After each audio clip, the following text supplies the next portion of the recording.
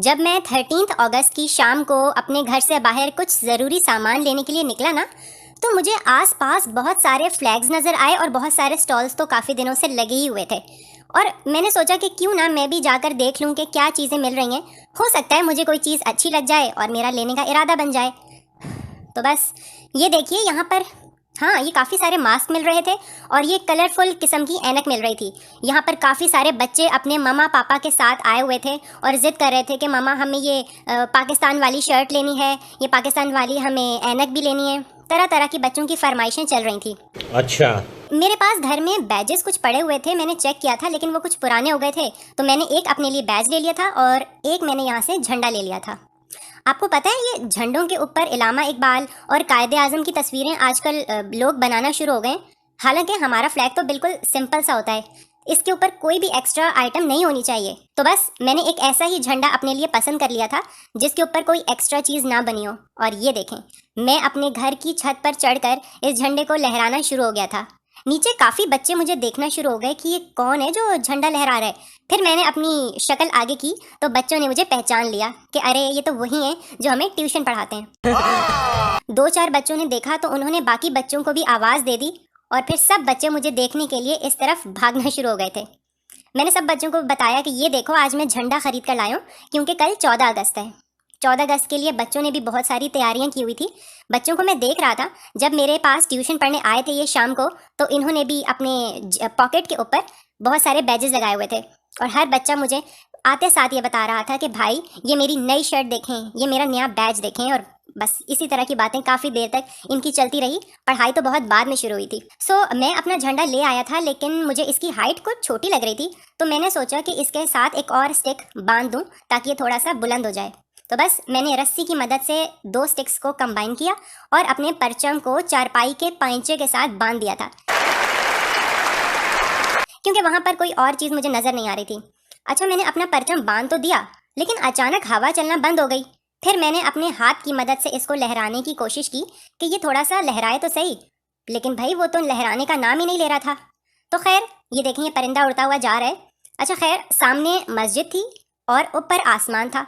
मैंने पहले मस्जिद की तरफ निगाह डाली और फिर आसमान की तरफ देखकर दुआ की कि अल्लाह ताला मशरिक या मगरिब से कोई ऐसा हवा का झोंका भेज दें जिससे मेरा परचम लहराना शुरू हो जाए। हाय हाय हाय हाय। और जैसे ही मैंने दुआ की, फौरन परचम वाकई ही लहराना शुरू हो गया था। और ये बात मैं सिर्फ वैसे ही नहीं कह रहा हूँ, वाकई ही ऐसा हुआ था कि जब मैंने दुआ की तो अल्लाह ने मेरी दुआ फौरन कबूल कर ली थी। आपके साथ कभी ऐसा हुआ है कि आपने कोई दुआ की हो और वो फौरन कबूल हो गई हो? अगर ऐसा हुआ है तो मुझे कमेंट सेक्शन में ज़रूर बताएं। मैं नहीं बताऊंगा। ओके, परचम लहराना शुरू हो गया था और ये देखें, ये सूरज गरूब हो रहा है 13 अगस्त का, और जो अगला सूरज तुलू होगा कल सुबह वो होगा 14 अगस्त का। ये तो लेटेस्ट न्यूज़ है। और मुझे काफ़ी डर लग रहा था कि कहीं ऐसा ना हो कि रात को बारिश शुरू हो जाए, क्योंकि अक्सर ऐसा होता है कि जब हम झंडा लगाते हैं 13 अगस्त को तो रात भर इतनी बारिश होती है कि हमारा झंडा सारा गीला हो जाता है और झंडियाँ तो फट जाती हैं। खैर, अब ये है अगले दिन का क्लिप, यानी कि आज है 14 अगस्त। शाम का टाइम था और मामा ने मुझे भेज दिया था पानी भरने के लिए इस फिल्टर प्लांट में। फिल्टर प्लांट के सामने मैंने देखा तो इस घर में काफ़ी झंडियाँ लगी हुई थी और झंडा भी लगा हुआ था, और एक बच्चा वहाँ पर साइकिल पर साइकिलिंग कर रहा था और उसकी साइकिल के ऊपर पाकिस्तान का एक छोटा सा फ्लैग लगा हुआ था। बच्चे ने मुझे पता है क्या बताया कि ये सारी की सारी झंडियाँ और झंडा उसी ने लगाया है और ये उसका घर है। मैंने कहा नहीं, ऐसा नहीं हो सकता, आप इतने छोटे हो, आपने इतने सारे झंडियाँ और झंडा कैसे लगा लिया खुद अकेले? बच्चे ने कहा कि भाई अगर आपको मेरी बात का यकीन नहीं आ रहा तो ये हमारे घर सामने ही है, दरवाज़ा बजाएं, मेरी मम्मा से पूछ लें बेशक। अरे झूठ बोल रहा है। मैंने ये सारा कुछ खुद किया है, आपको यकीन क्यों नहीं आ रहा है? मैंने कहा अच्छा चलो किया होगा लेकिन मुझे अभी भी यकीन नहीं आ रहा। तो खैर, अब मैं पानी भर कर वापस आ रहा था तो बच्चे यहाँ पर फुटबॉल से खेल रहे थे। मैंने कहा ज़रा मुझे भी एक किक लगाने दो। अच्छा भाई, मैंने एक किक क्या लगाई, बच्चे तो मेरे साथ फ्री हो गए कि भाई आप हमारे साथ फुटबॉल का पूरा एक मैच लगाएं। मैंने कहा मैं पानी भरने के लिए आया हूँ, फुटबॉल खेलने के लिए नहीं आया हूँ, बस मुझे एक किक लगानी थी, वो मैंने लगा ली। अब मैं वापस अपने घर जा रहा हूँ क्योंकि हमें शाम को एम्पोरियम मॉल घूमने के लिए भी जाना है, तो लेट हो जाऊँगा अगर तुम लोगों के साथ यहाँ पर खड़ा होकर फुटबॉल खेलता रहा। बात तो सही है। और ये देखें, पॉपकॉर्न वाले अंकल थे, इन्होंने अपने पॉपकॉर्न के स्टैंड के ऊपर पाकिस्तान का एक परचम भी लहरा रखा था और मैं अंकल को काफ़ी दाद दे रहा था कि अंकल आपके जज्बे को सलाम है। सो बस अब हो चुकी थी मगरिब से, आई थिंक मगरिब की अजानें हो गई थी और हसान भाई ने नमाज़ पढ़ने के फ़ौरन बाद हम लोगों को निकलने की हिदायत जारी कर दी थी। हम लोगों का इरादा था कि हम लोग पहले पूरी कैनाल रोड देखेंगे, माल रोड देखेंगे और उसके बाद हम लोग वापसी पे एम्पोरियम मॉल जाएंगे। वहाँ पर क्या डेकोरेशन हुई है 14 अगस्त की, किस तरह के झंडे लगे हुए हैं, बैलून्स लगे हुए हैं, सब कुछ देखने का इरादा था हमारा। और वापसी पे हमारा इरादा ये था कि हम लोग किसी जगह पे डिनर कर लेंगे। अभी बहस चल रही थी कि कहाँ डिनर किया जाए, लेकिन कुछ फाइनलाइज नहीं हो पा रहा था। अच्छा, इस रोड पे हमें कोई भी डेकोरेशन देखने के लिए नहीं मिली। आई डोंट नो व्हाई, लेकिन ऐसा ही हुआ। और जब हम पहुंचे एम्पोरियम मॉल तो अल्लाह, इतनी लंबी लाइन थी एम्पोरियम मॉल के बाहर। खैर, लाइन तो हम लोगों ने जैसे तैसे क्रॉस कर ली, लेकिन अंदर जाके हमने जो हालात देखे, मेरा दिल किया कि मैं अपने सर को दीवार में दे मारूं। You serious? अरे भाई, इंस्टाग्राम पे और फेसबुक पे इन्होंने इतनी पब्लिसिटी की हुई थी कि हमारे एम्पोरियम मॉल में ना जाने कौन कौन सी डेकोरेशन हो रही है, लेकिन अंदर जाके फुल अंधेरा। सिर्फ नीचे वाला फ्लोर खुला हुआ था और वो भी अंधेरे में डूबा हुआ। ये देखें, यहाँ पर इन्होंने ये वो खड़े कर दिए हैं कार्ड कि हम आगे ना जा सकें। बस केयरफॉर खुला हुआ था और हाइपर स्टार इनका खुला हुआ था, बाकी ऊपर वाले सब फ्लोर बंद थे। इतना मुझे गुस्सा आया कि आपको पता है, ये आई थिंक एम्पोरियम मॉल में मैं आया हूँ तकरीबन 1 साल के बाद, और यहाँ आने के बाद हमें जब सब कुछ बंद मिला तो मेरा तो काफ़ी खून खौल गया था। मामा की कॉल भी आई कि कहाँ पहुँचे हो तुम लोग, तो मैंने उनको फिर फ़ोन पर बताया कि रास्ते में भी मामा हमें कोई डेकोरेशन देखने को नहीं मिली, और अब यहाँ एम्पोरियम मॉल में आए हैं तो मुसीबत, यहाँ पर भी कोई इन्होंने पुरसाने हाल नहीं छोड़ा। क्या बोला तूने? बस नीचे वाला फ्लोर खुला छोड़ा हुआ था। यहाँ से हम लोग क्या करते, इतना रश था, ऊपर से पूरी पब्लिक यहाँ पे जमा हुई हुई थी।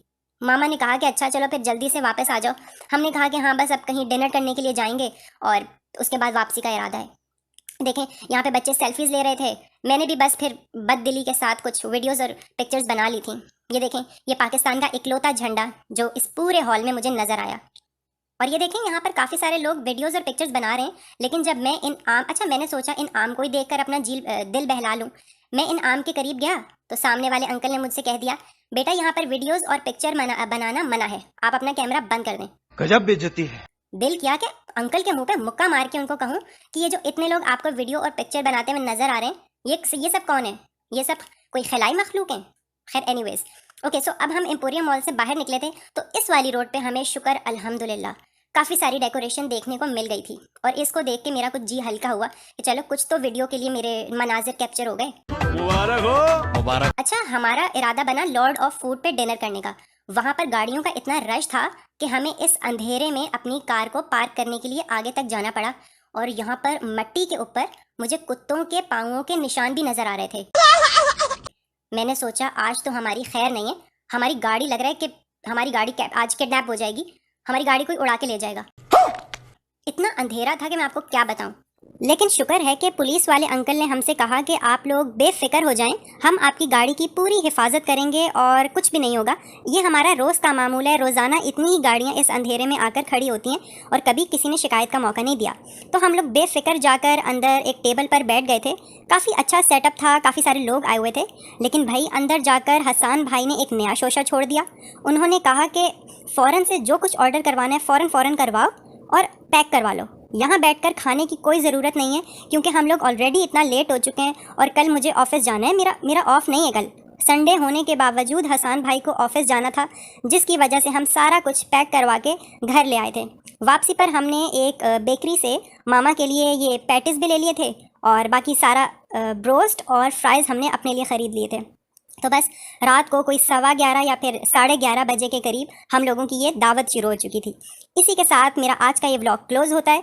मेरे YouTube चैनल को सब्सक्राइब करना बिल्कुल मत भूलें और मुझे कमेंट सेक्शन में बताएं कि आपको मेरा आज का ये व्लॉग कैसा लगा। खुदा हाफिज़।